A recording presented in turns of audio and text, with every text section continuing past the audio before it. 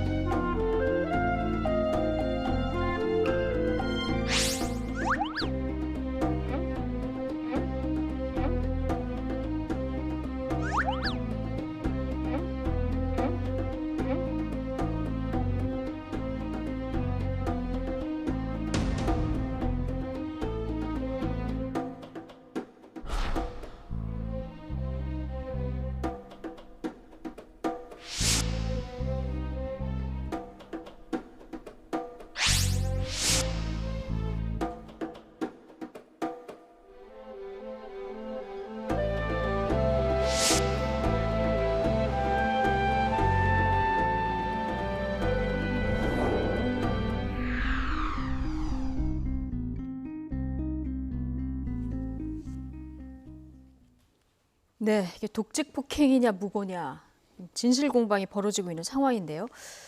일단 이게 오전에 압수수색했다. 제가 어제 이 시간에 뉴스할 때 이 소식은 전하지 않았는데 오후에 한동훈 검사장이 압수수색 과정에서 폭행을 당했다. 이렇게 변호사를 통해서 입장을 밝히면서 알려졌어요. 그 이후에 계속 오늘 아침까지도 입장문이 계속 나오고 있는 상황인데요.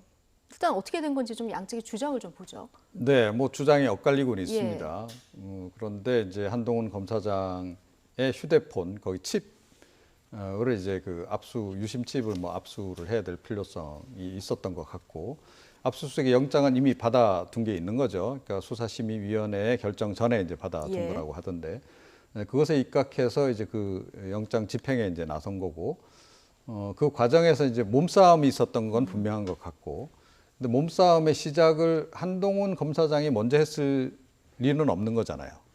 압수수색을 당하는 입장에서 먼저 선제적으로 선제 공격을 했을 가능성은 뭐 별로 희박하기 때문에 일단은 뭐 이제 그걸 이제 확보하려고 하는 과정에서 몸싸움이 있었던 건 분명한 것 같고 몸싸움 과정과 관련해서는 설명이 좀 달라요. 그러니까 한 검사장 측에서는 좀 자기를 이제 덮친 것으로 일단 이렇게 지금 이제 묘사를 하고 있고 또 뭐 반대쪽에서는 그런 건 아니고 이제 그걸 이제 휴대폰을 이제 확보하려고 하는 과정에서 이제 그냥 실수로 넘어진 것으로 일단은 이렇게 이야기를 하고 있는 그런 상황입니다. 예. 일단 몸싸움이 있었던 것까지는 확인이 됐는데 양측의 주장이 지금 확연히 다른 상황이라서요. 네. 그런데 지금 한동훈 검사장 측에서는 내가 변호인에게 전화를 해도 되느냐 이렇게 물어봤고 허락을 받고 전화를 하려던 이런 상황이었던 건 여기까지는 확인이 된 거고요. 네. 의견 일치가 된 거고. 그럼 전화를 하려면 비밀번호를 풀어야 되는데 이 과정에서 그러면 왜 이걸 또 제지를 했는지 어떻게 보십니까?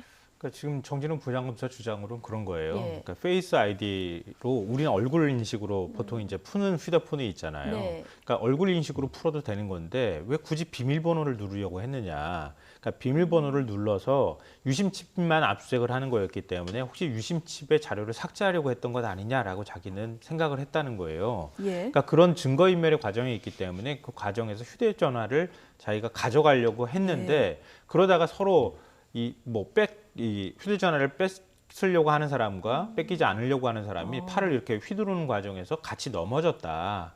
그러니까 이게 내가 의도적으로 폭행을 하려고 해서 폭행을 한 게 아니었고 증거인멸이라고 의심되는 상황이 있어서 그 상황을 제재하기 위해서 하다가 이런 일이 벌어졌다 이렇게 주장을 하고 예. 있습니다. 근데 유심칩 자료를 휴대전화를 풀어서 삭제를 할 수.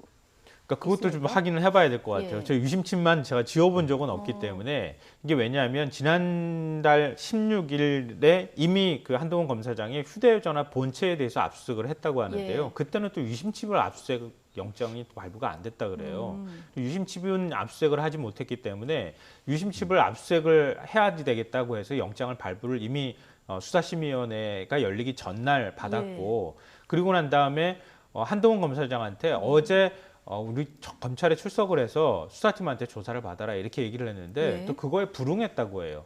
그래서 법무연수원 용인 분원으로 직접 찾아가가지고 압수수색 영장을 이제 보여주고 이제 압수를 시도하려고 했다고 하는 거죠. 근데 통상 유심칩 안에는 우리가 이제 이 통신사하고 연결되는 기록이 남아 있게 되잖아요. 그러니까 전화를 어디다가 했는지라든가 아니면 문자를 어디다 보냈는지 그리고 어느 전화번호부를 갖고 있는지 이 정도가 들어가 있다고 해요. 그러니까 그거를 압수를 할 필요가 있었다고 판단을 해서 예. 그거 가지고 압수수색을 시도하는 과정에서 이런 일들이 벌어졌다는 거죠. 예. 자, 그런데 그러면 이 진실을 좀 밝혀지게 영상이 있으면 가장 깔끔한 거잖아요. 그래서 어제는 압수수색 처음부터 찍어놓은 영상이 있다 이런 얘기가 한동훈 검사장 측에서 얘기를 했었는데요. 오늘 그 수사팀 입장에서 보면은 이 몸싸움 부분 또 없다 이렇게 얘기가 나오고 있어서 지금 영상이 있냐 없냐 공방으로 또. 그렇죠. 근데 커지는 이제 상황입니다. 없는 게 일단 비정상이죠. 예. 그러니까 통상적으로 이제 찍기 때문에 그러니까 있어야 정상인 일단은 거고. 압수수색 과정, 예, 이 절차의 위법성 방지하기 위해서 처음부터 찍는다. 아까 취재 네. 기자 얘기는 이렇더라고요. 예, 그렇습니다. 그래서 근데 그걸 찍을 때 그러니까 변두리를 주변을 찍진 않잖아요. 가장 중요한 예. 압수수색 대상, 뭐 그다음에 이제 이 수사하러 간 수사관들, 뭐 이렇게 일단 위주로 찍게 되기 때문에 이 장면이 안 잡혔을 리는 상식적으로는 없다. 그러니까 근데 왜 압수수색 할 없을까요? 때 이제 뭐 요청을 할 거 아닙니까? 아, 예. 휴대폰 뭐 그 유심칩 압수수색 하러 왔다라고 얘기하고 휴대폰 내놓으라고 얘기할 거고 이런 장면이 당연히 담겨 있어야 되는데 지금 뭐 수사팀 쪽에서는 그 부분은 이제 공교롭게도 이제 없다라고 그러는데 좀 상식적으로 납득은 좀 안 되는 거죠. 그런데 이게 이제 고의은폐인지 아닌지 이것도 역시 이제 좀 진실 확인이 팩트 체크가 좀 필요한 그런 상황입니다. 예. 일부만 찍혔다고 하면은 양측 해석에 따라서 이것도 논란의 여지가 있을 수도 있는데 이 부분은 어떻게 된 걸까요? 한동훈 검사장이 밝힌 바를 봐도 서로 간에 몸싸움이 벌어지는 상황에서는 영상 촬영이 이루어지지 못한 것 같아요. 그러니까 한동훈 검사장의 주장으로는 그 몸싸움이 이루어지고 난 다음에 수사팀 일부가 자신한테 사과하는 내용이 영상으로 기록돼 있다 이렇게 그건 이제 얘기를 하고 그 있거든요. 한참 뒤에. 예, 그 뒤에 얘기를 하는 거죠. 예. 그러니까 그 상황 벌어지고 난 다음에 뭐 어떤 방식으로 사과를 했는지 모르지만 죄송합니다, 아니면 유감스럽습니다 이렇게 했는지 어떤 정도 수위의 얘기를 했는지는 모르겠지만 그 장면은 영상으로 있다. 그러니까 부당하게 내가 공격받은 것이다 이런 얘기를 지금 부각하고 있는 것 같습니다. 그래서 영상으로 어디까지 담겨 있는지는 현재로서는 확인하기가 조금 어려운 상황인 것 같아요. 예. 그러면 일단 감찰 결과를 봐야 되는데 서울 고검에서 감찰을 하게 되는 이런 상황인 거죠? 예, 그런 거죠. 그래서 이제 이게 제대로 규명이 되겠냐, 뭐 이제 그런 얘기도 좀 나오고 있고 이제 그런 겁니다. 그러니까 최근에 뭐 이 한동훈 검사장 관련한 수사와 관련해서는 워낙 좀 논란이 많잖아요. 논란이 많고 또 수사심의위원회 또 권고도 또 있다 보니까 더욱더 지금 이제 양측에서 굉장히 설전을 많이 벌이고 있는 신경전을 벌이고 있는 이런 그 상황이기 때문에 뭐 이 부분 과연 이제 뭐 감찰 같은 걸 제대로 할 수가 있을지 제대로 그러니까 팩트를 확인할 수 있을지 그 여부도 사실은 좀 불확실한 것 같습니다. 예. 근데 그거는 별로 어렵지 않을 것 같아요. 왜냐하면 수사팀 관계자, 검사라든가 수사관들 그리고 또 법무연수원 직원들이 다 보는 상황이었다고 하거든요. 그러니까 당시 상황이 어땠는지 감찰을 하면 금방 또 확인될 수 있는 내용이라고 봅니다. 여러 사람들 진술이 있을 테니까요. 네, 그렇죠. 그러니까 어떤 상황에서 이런 일들이 벌어졌는지, 예. 뭐 물론 당사자가 휴대전화에 비밀번호를 입력해서 유심에 있는 뭐 나름 자료를 삭제하려고 하는 시도는 본 사람은 별로 없을 가능성이 있겠지만, 그래도 당시 상황을 본 사람은 많아서 충분히 뭐 서로 간에 그 오해가 있거나 아니면은 어떤 한 일방이 뭔가 공격을 하려고 했다거나 하는 상황은 충분히 얘기가 가능할 것 같고요. 저는 오히려 이런 상황이 벌어지는 원인이 뭐냐, 이제 이런 데 좀 더 집중해 볼 필요가 있는데, 물론 그동안에 이제 불신이 많이 쌓여 있었잖아요. 한동훈 검사장 입장에서는 수사심의위원회에서 수사를 하지 말라 이렇게 권고를 했는데 그 사안을 지금 받아들이지 않고 서울중앙지검 수사팀이 가서 압수수색을 영장을 집행하려고 했다. 이 부분에 대해서 불만이 있을 수 있고, 수사팀 입장에서는 한동훈 검사장이 그래도 검사장인데 지금 수사를 하고 있는 상황이면 소환조사 요구에 응하지 않는다는 것도 납득이 좀 안 되는 부분이잖아요. 그럼 검찰 수사에 누가 응하겠습니까? 일반 국민이나 아니면 범죄 피의자들도 똑같은 상황 아니겠어요? 그러니까 마치 검사장이 엄청난 뭐 무슨 직위에 있는 것도 아니고, 예. 그러면 수사해야 되는 상황이 되고 피의자 신분으로 전환이 됐으면 수사에 당연히 응해야 하고, 그리고 유심칩에 대한 압수수색 영장을 집행하려고 하면 빼는 거 어렵지 않잖아요. 가져가라. 만약에 문제 없으면 그때 가가지고 나는 이렇게 아무런 문제가 없는데 나를 이렇게 정치적으로 희생양 만들었다. 그때 주장해도 늦지 않는데 왜 수사에 협조하지 않느냐, 이런 거에 대한 불만이 있을 수 있다고 봐요. 예. 그러니까 그게 서로 깔려있는 상황에서 아주 작은 부분에서 뭔가 이렇게 충돌하면서 일들이 확 커지지 않았나, 이런 생각을 좀 떨어져 있는 입장에서 하게 되는데요. 그러니까 기본적으로는 이번 사안 자체가 수사팀을 의도적으로 만든 건 아니잖아요.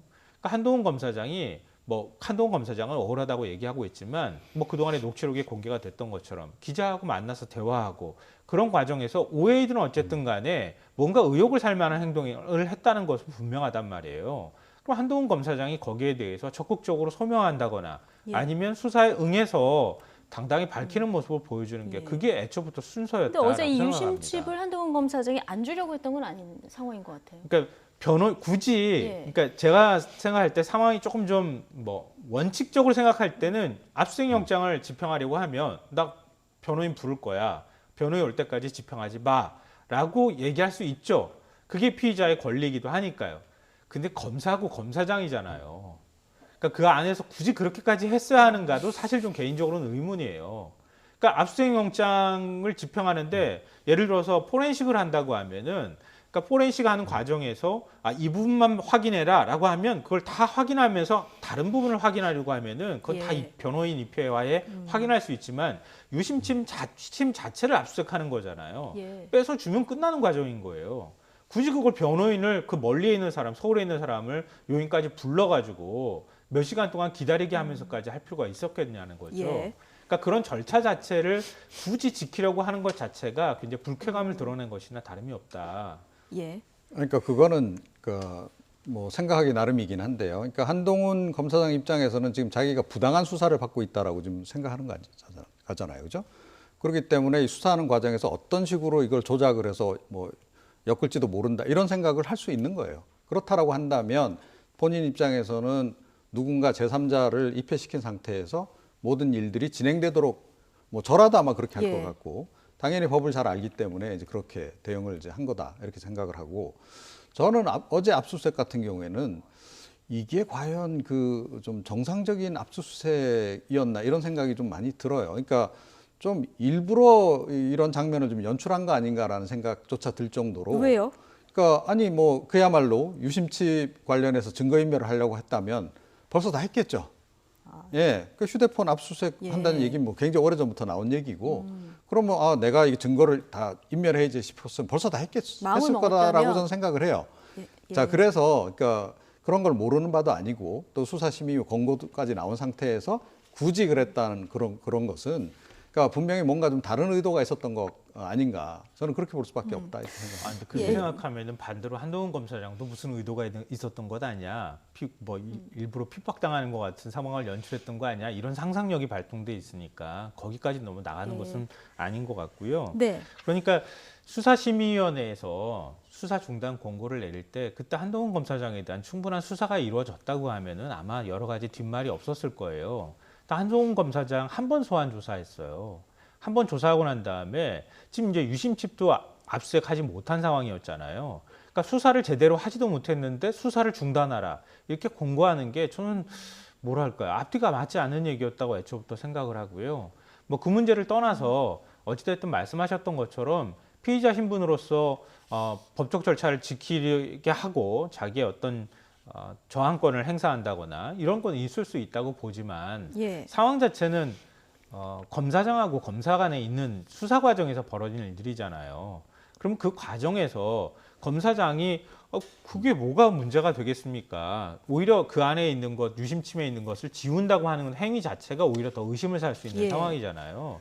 저는 거기까지 가지는 않았을 거라고 보고요. 그냥 수사 과정에 자연스럽게 응해도 되는 문제인데 굳이 왜 그렇게까지 했는가에 대해서는 좀 아쉬움을 느낀다는 겁니다. 자, 이번 사건을 보는 시간을 너무 확연히 이제 갈려 있는 이런 상황이라서요. 말씀하신 대로 영장은 23일에 발부를 받았고요. 24일에 수사 중지 권고가 내려진 상황입니다. 근데 수사팀은 이제 수사할 필요가 있다 이렇게 판단을 한 것 같으니까 어제 압수수색을 하지 않았겠습니까? 근데 이제 유심칩 압수수색은 굉장히 이례적이다 이런 얘기를 하시는 분들도 있는데 여기에 뭔가 꼭 필요한 증거가 있는 정황이 있어서였을까요? 아니면은 반대로 검찰이 또 지금까지 어떤 특별한 증거를 수집하지 못해서였을까요? 이건 어떻게 보십니까? 두 가지 가능성은 뭐 다 있다고 예. 생각이 되는데요. 일단 수사심의위원회에서 결정을 할 때 정말 그 부인하기 어려운 증거를 갖고 있다고 하면 그런 권고를 하지 않았을 거라고 예. 생각하고요. 그렇기 때문에 여러 정황 증거를 가지고 맞춰봐야 되는 상황이 됐을 수 있다. 그런 면에서 수사팀이 조금 다급해진 상황이었을 수 예. 있다고 생각이 되고요. 다만 이제 지난번에 그 채널A 이동재 전 기자에 대한 그 구속영장이 발부가 될 때 그때 영장 전담 판사가 밝히기로는 그러니까 지금 검은 유착과 관련되는 의심할 만한 충분한 자료들이 있다 예. 이렇게 또 얘기를 했거든요. 그러니까 그동안에 공개된 녹취록 말고 대체 뭐가 있길래 저런 판단을 했을까 이런 생각을 하게 된다는 거죠. 그러니까 한동훈 검사장이 연루가 됐을 가능성에 대해서 여전히 그걸 배제하기는 좀 어려운 상황인 것 같고요. 그러기 위해서는 예를 들어서 우리가 뭐 휴대전화 압수수색한다거나 유심칩 압수수색하는 데 있어서 가장 기본은 누군가가 통화를 한다는 거 아니겠습니까? 통화 기록이나 이런 것들을 확인할 필요가 있었다고 생각이 됩니다. 예. 알겠습니다. 어쨌든 지금 한동훈 검사장은 정진웅 부장검사를 독직 폭행, 이거 찾아보니까 공무원이 지위나 직무를 남용해서 폭행을 저지른 것을 독직 폭행이라고 하더라고요. 이걸로 감찰을 요구를 한 상황에서 이제 고소까지 한다고 하고요. 정진웅 검사도 무고로 이제 고소를 한다. 맞고소 상황까지 이르는 이런 상황인데 지난 5월에 검찰이 채널A 기자의 노트북하고 휴대폰 압수수색하지 않았습니까? 그런데 최근에 법원이 이게 이제 위법이다 이런 판단을 내렸어요. 한동훈 검사장도 어제 그 유심칩 확보 과정이 좀 위법이다 이렇게 앞으로 주장할 가능성도 좀 있어 보입니다. 예. 저는 그렇게 결론 날 가능성이 높지 않나 이렇게 생각해요. 그러니까 통상적인 압수수색을 이런 방식으로 하냐는 거죠. 뭐 이렇게 열심히 하나요? 몸을 던져가면서까지? 전 그런 거 잘 못 본 것 예. 같고 어찌됐건 열심히들 네. 하시겠죠, 다들 압수수색 예. 집행하는 그런데 과정에서. 그러니까 이런 방식으로까지 이렇게 물리력을 이렇게까지 동원하면서까지 하는 거는 좀 보기 드문 광경이다. 보통 다른 일반인들에 대한 압수수색 경우도 포함해서 그렇게 이제 말씀을 드리고 싶고 수사팀이 상당히 조금 그 심리적인 압박을 많이 느끼는 건 분명해 보이는 것 같고 그러니까 뭔가 좀 성과를 빨리 내야 되겠다는 생각을 지금 하는 거 아닌가 그런 것이 저는 이게 배경이 된 사건이다라고 저는 생각을 하고요. 사실은 그 수사심의위원회도 이 전문수사 자문단 회의조차도 못하게 하면서 사실은 이걸 굳이 했던 이유는 여기서 뭐 한동훈 검사장 관련해서 압수수색도 하고 뭐 다 하고 이런 결론이 나오길 원했던 거 아닙니까? 그런데 예. 그거대로 결론이 안 나니까 결국은 이제 그 수사심의위원회의 권고까지 무시하면서까지 제가 보기엔 다분히 무리한 수사를 지금 진행을 하고 있는 그런 과정인 것 같고, 그러니까 이 부분은 뭐 법적인 쟁송을 떠나서 정치적으로도 좀 잘못 판단 내리고 있는 부분이 꽤 있는 거 아닌가. 추미애 장관부터 시작해서 저는 그렇게 생각합니다. 예. 예. 그러니까 이거는 좀 사실 확인이 필요한 부분인데요. 수사심의위원회를 일부러 지금 열게 만든 겁니까? 그건 아니잖아요. 법무부 장관이 열도록 지시한 게 아니고요. 이건 진정이 이철 접수가 됐기 대표가 요청한 수사심의위원회죠 이번에는. 그러니까 진정이 접수됐기 때문에 수사심의를 여는 거고요. 법무부 장관이 수사심의위원을 위촉할 수 있는 권한이 있는 것도 아닙니다. 그건 검찰총장이 하는 거예요. 오히려 그래서 수사심의위원회를 검찰총장이 위원들을 위촉하고 깜깜이 위원이 심의하고 이런 과정 자체가 문제가 있는 것 아니냐 이런 얘기가 나오는 것이거든요. 그러니까 일부러 이런 상황으로 가기 위해서 수사심의위원회를 열었는데 수사심의위원회에서 전혀 다른 결과가 나오니까 억지로 이렇게 강제 수사를 하는 것처럼 이렇게 얘기하는 것은 저는 사실관계상 맞지 않는 부분이라고 생각합니다. 그러니까 수사자문단 회의를 그럼 왜 중단을 시켰냐는 거죠.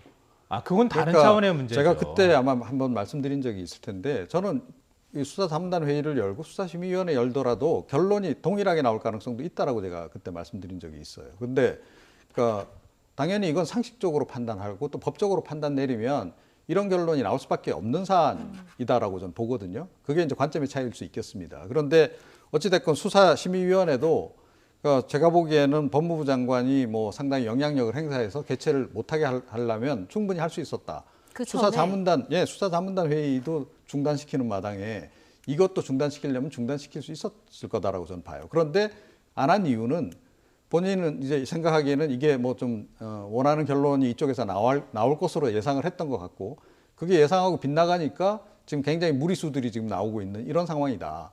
이렇게밖에 볼 수 없다. 이렇게 저는 생각을 합니다. 근데 맥락상으로는 그렇게 말씀하실 수 있겠는데요. 그러니까 수사심의위원회를 법무부 장관이 열라 말라 한 권한이 없고요. 그러니까 수사심의위원회는 검찰총장이 또 스스로 열겠다 말겠다 판단할 수 있는 부분도 아닙니다. 그러니까 전문사 자문단은 검찰총장이 구성하고 검찰총장이 전문사 자문단의 자문위원으로 사람들을 검사를 중심으로 해서 위촉할 수 있는 게 있기 때문에 제19 감싸기가 더 강하게 가능할 것 같다. 이런 의심을 그동안에 받았던 거잖아요. 예. 그러니까 전문사 자문단으로 가는 것은 바람직하지 않다 이렇게 생각한 것이고요. 수사심의위원회의 경우에는 사람들이 굉장히 많은 사람들을 심의위원으로 위촉하고 난 다음에 그중에서 추첨하듯이 사람들을 뽑아가지고 하는 거잖아요. 그러니까 최대한 객관적으로 하는 것이고 그것 또한 역시 법무부 장관이 이건 열지 마십시오 할 권한이 없다는 겁니다. 네, 알겠습니다. 어쨌든 수사심의위원회는 검찰을 좀 민주적으로 통제하는 방안 가운데 하나로 전임 총장 때 이게 논의가 됐던 거고요. 시행을 하다 보니까 여러 가지 문제점도 있을 수 있다. 이런 얘기까지 나오는 상황이라서 한번 제도 자체를 들여다볼 필요는 있을 것 같고요. 다시 지금 이 검사들 폭행 논란으로 돌아와서 두 사람의 어떤 그 이력을 가지고 있나 좀 봤더니 정진웅 부장검사가 나이는 좀 많고요. 한동훈 검사장이 또 연수원 기수는 선배고 이렇더라고요. 그리고 근무 이력을 봤더니 윤 총장과 이성윤 지검장하고 근무를 한 분은 뭐 측근이다 불리고 한 분은 같이 근무한 이력이 있어서 이게 윤석열 총장과 이성윤 지검장의 대리전이다. 뭐 이런 얘기까지 나오는 상황인데 너무 네. 나간 해석입니까? 뭐 글쎄요, 뭐 그렇게까지 볼 필요가 있을까 싶긴 예. 한데 그런데 뭐 어찌 됐건 이제 연결고리가 좀 있다 보니 이제 그런 얘기가 이제 나올 수밖에 없는 거고 또 이제 이 워낙 사상 초유의 일이 벌어지다 보니까 예. 이제 해석이 이제 그렇게 이제 붙을 수밖에 없는 그런 측면이 좀 있다, 좀 이렇게 좀 생각이 됩니다. 그런데 어제 같은 경우에는 다분히 압수수색 과정 자체에 좀 무리수가 있었던 그게 단초가 된 거다라고 저는 생각을 하고요. 그러니까 전 신사적으로 했어도 이건 충분히 할 수 있는 사안이었다라고 좀 봐요. 그래서 어떤 생각까지 드냐면 수사팀에서 지금 굉장히 압박을 많이 받고 있는 상황에서 뭔가 좀 보여줄 필요성이 있어서 이런 상황까지 연출이 된 게 아닐까 이런 생각까지 할 정도로 개인적으로 예 그렇게 생각. 그런 생각까지 예. 할 정도로 사실은 어제 경우는 굉장히 이례적인 상황이었다는 거고 그리고 이제 뭐 그야말로 이제 그 직장에서 상호관계로 보자면 사실은 이제 상호관계가 분명한 그런 그 입장이잖아요. 물론 후배라고는 하지만 상사입니다. 어디까지나 객관적으로. 그러면 정중하게 말씀드리고 그 확보하러 왔다라고 얘기를 하고 예를 들어서 뭐 아까 생체 인식 말씀하셨는데 저도 생체 인식 안 씁니다. 예. 저는 이렇게 긁고 이런 식으로 하는데 그건 사람마다 다른 거예요. 그죠? 그렇게 하면 그거 혹시 증거인멸 하시려고 하는 겁니까? 안 됩니다. 보이게 좀 하세요라고 한다든지 그런 방식이 충분히 있잖아요. 근데 거기 몸을 날릴 일이라는 얘기예요. 그러니까 이 몸을 날린 행위 자체가 제가 보기에는 뭔가 좀 상당히 좀 보여주려고 했던 그런 의도가 있지 않나 이런 생각을 하게 한다는 겁니다. 예, 이건 이제 이종훈 평론가의 생각이시고요. 네, 어쨌든 그렇습니다. 주장과 네. 주장이 지금 맞서고 있는 상황이기 때문에 이건 감찰 결과를 좀 지켜봐야 좀 명확히 알 수 있을 것 같고 지금 뭐 얼마 전에 총장 지휘권 폐지를 권고하는 안까지 나온 상황에 이렇게 검찰 몸싸움까지 일어난 정말 검찰 입장에서 보면은 최대 위기가 아닌가 싶은데 오늘 검찰 인사위원회가 열릴 예정이었는데 이게 돌연 취소가 됐어요. 네. 어떤 이유였을까요? 그래서 보통 통상 검찰위원회, 인사위원회는 그러니까 인사가 나기 직전에 마지막으로 열려서 그리고 난 다음에 이제 인사 발표를 하는 마지막 예. 최종 관문 역할을 하는 곳인데요. 이게 회의가 예정됐다가 취소가 된 게 혹시 검찰 인사와 관련해서 뭔가 다른 변수가 있는 것 아니냐 이제 이런 추측을 좀 낳고 있는 것 예. 같아요. 근데 제가 생각할 때는 오늘 이제 당청이 만나서 검찰 수사권 폐지 문제나 이런 것들에 대해서 논의를 한다고 하거든요. 예. 이미 지난해 이제 패스트 트랙에 올려져서 통과됐던 법안들이 있잖아요. 그러니까 검찰의 수사권을 축소하는 문제. 이게 이제 법안이 통과가 된 상황이기 때문에 어느 정도까지 지금 수사권을 내려놓게 만들 것이냐. 이 부분에 대해서 구체적인 협의를 해야 한다는 거죠. 근데 권력기관 개혁 방안하고 큰 틀에서 얘기를 네. 하다 보니까 이게 좀 늦어졌을 것이다. 그러니까 그렇게 돼버리면은 예. 지금 이제 그 검찰의 그 직제 자체도 바꿔야 되는 문제가 연결될 수 있거든요. 그러니까 검찰이 직제를 바꾸게 되면 검사장이라고 하는 위치는 이 주의하는 위치에 올라가는 거지 않습니까? 일반 평검사하고는 다르거든요. 그러니까 검사장을 어떻게 인사를 낼 것인가, 그 자리가 달라질 수 있기 때문에 그런 부분들에 대한 협의가 끝나고 난 다음에 인사를 내는 게 맞지 않나, 뭐 이런 판단을 했을 거라고 생각합니다. 예. 이종훈 평론가는 어떤 변수가 있어서 이게 연기됐다, 취소됐다 이렇게 보십니까? 글쎄 뭐 돌발 변수가 발생했을 수도 있는 거죠. 이게 인사검증 과정에서 그러니까 뭐 요직에 이렇게 미리 이제 사람을 대략 이제 정해놓지 않습니까? 그런데 뭔가 좀 하자가 발생됐을 수도 있는 거고 그런 돌발 변수라고 하는 것은 언제나 있는 거기 때문에 그거고요.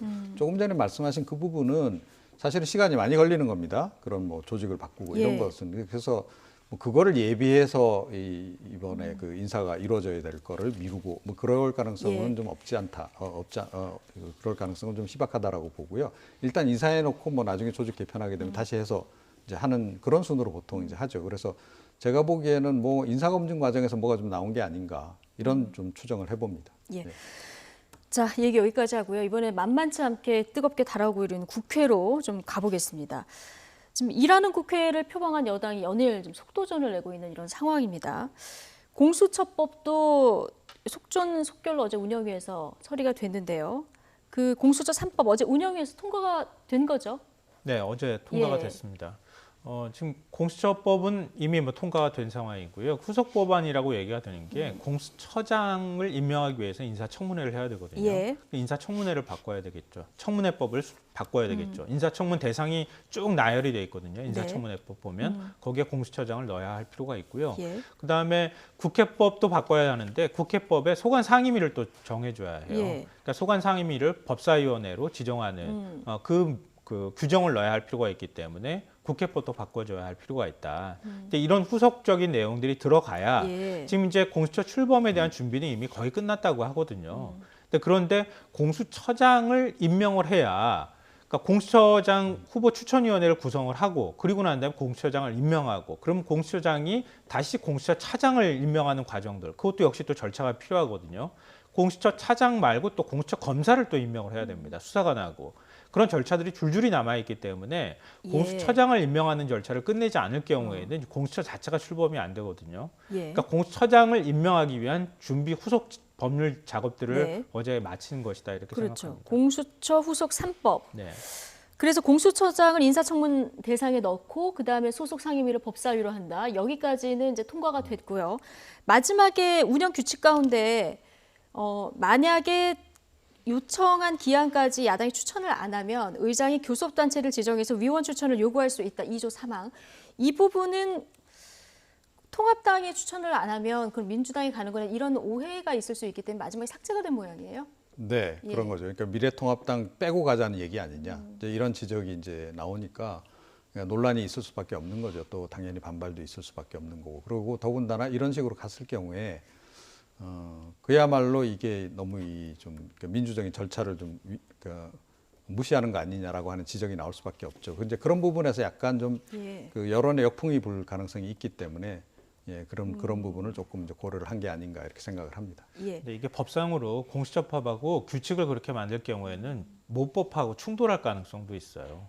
그러니까 모법에는 이렇게 해서 교섭단체에서 추천을 하도록 이렇게 돼 있거든요. 예. 근데 규칙에서 추천 안 해주면 그냥 할 수 있다 이렇게 해버리면은 모법하고 규칙하고 충돌하게 되잖아요. 예. 그러니까 하위법령인데 규칙을 네. 굳이 얘기한다고 하면 그러니까 그런 부분에 대한 좀 세밀한 검토가 있어야 정치적으로는 아까 말씀해 주셨고요. 법률상으로도 좀 정리할 필요가 있었을 거라고 생각을 합니다. 예, 이 공수처법뿐만 아니라 좀 부동산 관련 법안들도 지금 일사천리로 처리가 되는 중이에요. 지금 뭐 10여 개 법안이 법사위까지 다 왔고 오늘 일단 주택임대차보호법 개정안, 상가건물임대차보호법 이거는 본회의에서 바로 오늘 처리가 되는 거죠. 그러니까 전월세 신고제 빼고 난 신고제 이제, 빼고. 예, 이건 임대차 내년에 3법 중에서 예. 2개 법안. 그러니까 전월세 그 상한제하고 네. 임대료를 올릴 때 5% 이내로 올릴 수 예. 있도록 하는 그 부분하고요. 계약갱신 청구권. 요 두 개만. 예, 2개만 오늘 이제 처리하는 것으로 알고 있습니다. 예. 그러면 적용은 언제부터 되는 겁니까? 지금 전월세 신고제의 경우에는 그거는 좀 절차가 복잡하다고 예. 해요. 그러니까 신고를 하기 위한 절차를 만들기 위해서는 또 지자체와 관련되어 있는 부분도 있고 하기 때문에 전산 그거는 작업도 필요하고. 그거는 내년이나 돼야 시행이 가능할 거라고 예. 얘기하고요. 나머지 2개 법안 같은 경우는 최대한 빨리 시행에 들어갈 수 있도록 하겠다 이렇게 얘기하는 걸 보면 그러니까 본회의 통과하고 난 다음에 뭐 한 달 사이 가능하면 시행일을 당기는 방식으로 가지 않을까 생각합니다. 지금 또 시장에서 전월세가가 폭등하고 있다. 지금 시장이 불안하다 이런 얘기가 나오고 있거든요. 예. 지금 이렇게 여당에서 서둘러 이 법을 처리하려고 하는 이유도 바로 그런 거하고 연결이 돼 있기 때문에 가능하면 시행일을 당기는 방식으로 가지 않을까 싶습니다. 예, 이미 전세 가격들이 좀 오르고 있는 상황이기 네. 때문에 빨리 이걸 진화를 해야 된다. 예, 그리고 왜냐하면은 소급 적용도 가능하게 지금 예. 돼 있는 거거든요. 그러니까 이것도 또 지금 집주인 입장에서는 위헌 아니냐 이렇게 또 일부에서 주장하는데 제가 어제 법률 전문가 얘기를 듣기로는 위헌은 아니다 이렇게 또 얘기를 하고 예. 있거든요. 그러니까 기존의 계약에 대해서도 이 법을 적용할 수 있게 만들기 위해서 또 현재 시장 상황을 볼 때에도 최대한 시행일을 당기는 방식으로 가지 않을까 싶습니다. 예. 말씀하신 대로 민주당은 서민 피해 없도록 부동산 입법은 속도가 중요하다. 자, 이런 입장 계속 보이고 있는데 그런데 어제 국회 국토위 회의에서 민주당 소병훈 의원이 다주택자는 도둑 이런 말까지 해서 지금 논란이 되고 있습니다. 이 발언 잠깐 듣고 오시죠. 법인이 가지고 있거나 1가구 2주택으로 가지고 있는 사람이 신도시 5개를 만들 수 있는 걸 가지고 있습니다, 지금. 그리고 저는 이 집을 사고 팔면서 거기에서 차익을 넘기려고 하는 사람들은 저는 이건 범죄자로 다스려야 된다고 봅니다. 국민들이 주택을 갖고 싶은데 그 국민의 집을 갖고 싶은 그 국민들의 행복권을 뺏어간 도둑들입니다, 도둑들. 거기에 대한 법도 좀 준비하세요. 그거 그냥 세금으로만 하지 마시고 형사범으로 헌법 위반입니다, 그게. 예. 어떻게 들으셨습니까? 글쎄요, 저 논리대로라면, 그러니까 국회의원들 중에도 지금 도둑이 꽤 많다는 얘기죠. 예, 국회의원 중에 다주택자가 굉장히 많은 걸로 또 통계 자료가 얼마 전에 나오기도 하지 않았습니까? 그런데다가, 그러니까 임대 사업을 한동안 또 정부가 굉장히 권장했던 시절이 있잖아요. 예, 임대 사업 하시는 분들이 지금 뭐 30만이 넘습니다. 자, 그럼 이분들 다 이제 다주택자에 포함이 되는 거고 다 도둑들이냐 하는 얘기예요. 제가 알기로는 그 가운데 상당수는 뭐 그러니까 퇴직자들, 그러니까 연금 생활하시는 분들, 예. 또 연금이 제대로 또 뭐 그 받기 어려운 분들이 이제 이런 식으로 해서 노후 설계를 좀 하는 경우가 많고 그런데 그분들을 다 이렇게 도둑으로 모는 거는 좀 무리가 아닌가. 그러니까 다주택에도 다 사연이 있는 거잖아요. 불가피하게 다주택인 경우도 있고 제가 조금 전에 국회의원들 말씀드렸는데 아니 뭐 지역구에 기본적으로 집 한 채 당연히 있고 또 서울 자주 왔다 갔다 하다 보니까 불가피하게 또 서울에 또 집 한 채 이렇게 이제 가지게 된 경우도 꽤 많은 건데 그런 사연 다 불문하고 이런 식으로 이렇게 하는 거 이거는 역시 이거는 좀 매도하는 거다 결국은. 그래서 이건 상당히 논란이 될 수밖에 없는 발언인 거죠. 예. 예. 집을 너무 많이 가지고 있는 거에 대해서 일반 국민들이 박탈감을 가지는 건 맞는데 이렇게 범죄자 취급까지 하는 것이 맞는가 여기에 대해서는 좀 논란이 있는 것 같습니다. 아까 얘기를 들어보면은 그건 국민들의 행복권을 뺏어가는 행복을 빼앗아간 도둑들. 도둑들 예. 얘기를 하고 형사법으로 다스려야 된다 이렇게까지 얘기를 했거든요. 뭐 지난번에 이제 이해찬 대표가 천박한 도시 발언 때문에 맥락상으로는 뭐 무슨 얘기인지 충분히 이해가 된다. 그런데 그런 표현이 맞는 거냐?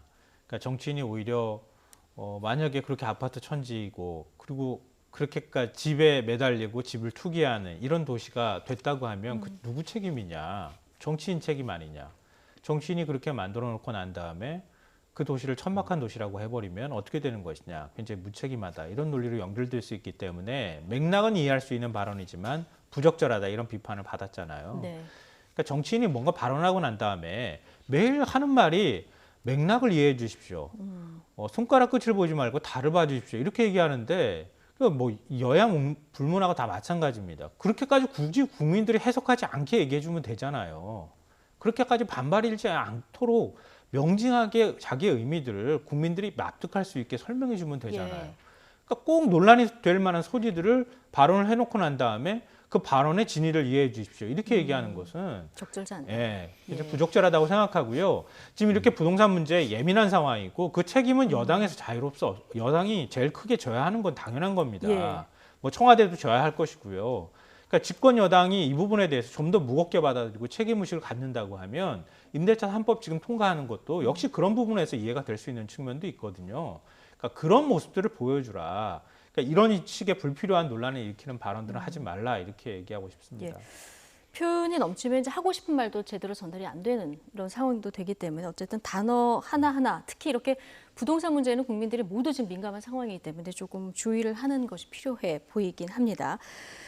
자, 여당의 속전속결 법안 처리에 제1야당인 미래통합당, 자, 법적으로는 아무것도 지금 할 수 있는 게 없습니다. 그러다 보니까 다시 장외투쟁 카드 이야기도 나오는데요. 오늘 아침 의총에서는 다소 의기소침한 분위기도 있었습니다. 주호영 원내대표 발언 듣고 오시죠.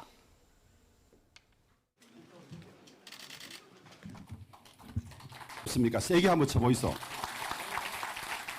절대 의기소침하지 마시고 우리가 하는 일이 옳은 일이라는 확신을 가지고 국민들께 정중하고 지속적으로 협조를 구하고 이 정권의 폭정과 이것이 나라와 국민에게 어떤 폐악을 끼치는지를 설명해가면 국민들이 저희들을 믿어주고 저희들에게 일을 맡길 때가 오리라고 확신을 합니다.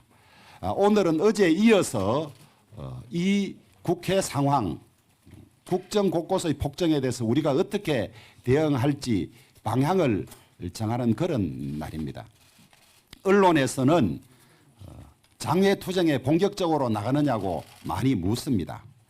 여러분 저희들이 이 장외투쟁을 좋아하지도 않지만은 그 가능성을 닫지도 않을 것이라고 저는 그렇게 생각을 합니다. 예, 장외투쟁 여부 전에 앞에 보면은 박수 한번 세게 쳐보이소 이 얘기를 주호영 원내대표가 했습니다. 또 어떻게 들으셨습니까? 글쎄요. 저라면 저런 상황 같으면 굉장히 오히려 전투 의지에 불탈 것 같은데 왜 저렇게 분위기가 저런지 모르겠어요. 그러니까 최근에 어찌됐건 정당 지지율도 좀 오르고 있는 그런 상황이고 그리고 뭐 지금처럼 여당이 너무 독주한다라고 생각하면 정치인이라면 제가 보기에는 뭐 당연히 좀 해볼 만하다 오히려 그 생각을 할 것 같은데 왜 저런 분위기로 지금 흘러가는지 잘 모르겠는데요. 제가 보기에는 뭐 너무 여당 생활을 오래 하시다 보니까 좀 저렇게 된 게 아닌가 싶은데 장외투쟁은 뭐 별로 실효성이 없다는 게 이미 입증되지 않았습니까? 예. 장외투쟁만이라도 잘해라 그런 말씀을 드리고 싶어요. 그러니까 이번에 뭐 인사청문회 과정에서도 그랬고 또 각종 뭐 법안 지금 처리하는 과정 또 지난번 또 추경안 처리하는 과정에서 전략 부재가 제가 보기엔 가장 큰 문제인 것 같아요. 예. 그런데다가 또 개별 의원들조차도 공부를 좀 별로 안 하시는 것 같아요. 공부를 좀 철저하게 해서 뭐 대정부 질문 과정이나 이런 과정에서도 충분히 문제 제기를 할 수가 있는 거고 그리고 따가운 지적할 수 있는 거 아니겠습니까? 그러니까 오히려 좀 보니까 소수 정당의 모 의원이 발언한 뭐 이런 거가 더 지금 이제 언론에 더 주목을 받고 이제 이런 식이 되는데 미래통합당 정도면 그래도 거대 정당인데 거대 정당이라면 그런 정도의 실력은 적어도 이런 국면에서는 보여주는 게 맞다. 예. 아마 그 최근에 정당 지지율이 이제 높아진 데는 꽤나 이제 그 어찌됐건 보수 지지층들이 지금 이제 모이고 있다라는 거 아니겠어요? 다시 응집하고 있다라는 얘기인데 그분들 보기에도 좀 답답한 거가 아닌가 싶어요. 예. 그러니까 아마 장외투쟁 얘기까지 나오는 것 같고 그렇긴 한데 장내투쟁을 알뜰하게 하시면 된다. 예, 그 말씀을 제가 드리고 싶습니다. 예, 그러니까 울분만 토할 게 아니라 좀 날카로운 질문, 구체적인 대안 이런 걸로 장 안에서, 장 네. 내에서 조금 투쟁을 제대로 하는 것이 좋지 않겠냐는 얘기를 해주셨는데 사실 총선에서 패배한 이후에 통합당에서는 사실 장외투쟁 얘기는 좀 금기어처럼 네. 예전에 통합당이 그 전부터 장외투쟁을 계속했는데 사실 건건이 들어가 보면 뭐 때문에 했지 이런 생각을 하시는 국민들도 많거든요. 이번에 그런데 이제 할 수 있는 방법은 없고 장외투쟁 카드 다시 꺼낼까요? 어떻게 보십니까? 그래서 저는 굉장히 조심스러워할 거라고 예. 생각합니다. 그렇기 때문에 지금 이런 태도를 취하고 있잖아요. 이전에 이제 자유한국당 시절에 장애투쟁 굉장히 많이 했는데 거기에 대해서 국민들이 굉장히 부정적으로 바라봤거든요. 국회 팽개치고 일 안 하고 바깥으로만 돈다 뭐 이런 식의 인식들을 갖고 있기 네. 때문에 장애투쟁을 할 경우에는 훨씬 더 반발이 생겨날 가능성이 있다. 그 부분을 아마 통합당도 잘 할 거라고 생각하고요. 그래서 적정하게 수위를 어떻게 조절하느냐가 지금 최대 고민거리가 아닌가 싶습니다. 네. 근데 저는 두 가지를 말씀드리고 싶은데요. 첫째로는 정치라는 게 현실이라는 얘기를 굉장히 많이 하잖아요. 여당이 굉장히 많은 의석을 가져가긴 했지만 18개 상임위 호기롭게 다 가져가라 이렇게 얘기를 해버렸어요. 그러니까 법사에 안 줄 거면 다 가져가서 당신들이 할 수 있는데 해봐라. 우리는 거기에 대해서 책임 안 지겠다 이런 식의 태도를 취했단 예. 말이에요. 그럼 해보라라고 얘기했으면은 그럼 하겠다고 얘기하면은 왜 혼자 하느냐 이렇게 묻는 거랑 똑같은 거 아닙니까? 그러니까 지금 논리적 모순에 지금 처해 있는 상황이 됐다. 뭐 7개든 뭐 몇 개든 상임위 그걸 그럼요. 가져왔어야 지금 된다. 기재하고 국토위 전부 다 예. 통합당에 주겠다고 했던 상임위예요. 예. 그러면 상임위원장으로서 회의 진행하는 권한을 갖고 있기 때문에 뭐 이전에도 법사위 여상규 위원장 있을 때도 여러 가지 얘기들이 있었잖아요. 그런 것처럼 상임위원장이 저지해가면서 회의 운영의 묘를 살려가면서 토론을 유지할 수 있는 방법들이 있었을 거다. 그러니까 그걸 다 포기해버렸다. 그게 첫 번째로 문제라고 생각하고요. 둘째로는 대한정당으로서 실력을 못 보여줍니다. 인사청문회 했는데 인사청문회에서 색깔론 얘기 나왔고 사상검증 얘기 나오면서 많은 분들이 눈살 찌푸리기만 했어요. 그러니까 왜 그런 식의 후보자들 검증을 그런 방식으로 하느냐는 얘기도 나왔었거든요. 그러니까 가장 비근한 예로 어제 그 부동산 관련 법안 다 통과됐잖아요. 통과되고 난 다음에 통합당이 부동산 대책 내놨습니다. 법안 다 통과하고 난 다음에 무슨 부동산 대책을 내놓습니까? 그러니까 서울에 그 전에 미리 내놔서 그럼요. 이끌어 갔어야 된다. 서울의 예. 충수 제한 다 풀어버리겠다. 100만 채 공급하겠다. 이거 얼마나 허망하게 들립니까? 그러니까 여당이 법안들을 처리하려고 한다는 건 다 알고 있었던 상황이고요. 그러면 그 대안들을 내놓고 난 다음에 종부세 오히려 완화해야 된다. 종부세 강화론이나 이런 것들하고 같이 토론하고 맞서서 싸워야죠. 네. 그러면서 여론을 조성해서 통합당 쪽으로 여론을 끌고 가는 방식으로 그렇게 실력을 보여줬어야 되는 게 맞는 거지. 다 끝나고 난 다음에 이미 버스 떠나고 난 다음에 손 흔들면서 저 사람들 잘못했다. 손 흔드는 게 아니라 손가락질하는 거죠. 이런 방식으로 운영하면 계속 끌려다닐 수밖에 없다. 네. 조금 더 앞서가고 실력을 보여주는 예. 정당의 면모들을 국민들은 보고 싶어 하지 않을까 생각합니다. 176석 여당에 비해서 뭐 작은 몸집이지만 103석도 작은 뭐 의석수는 아닙니다. 어쨌든 야당의 견제 기능 앞으로 어떻게 해야 할지 통합당의 고민이 또 시작된 것 같습니다. 김성환, 이종근 두 분 시사평론가와 함께했습니다. 고맙습니다.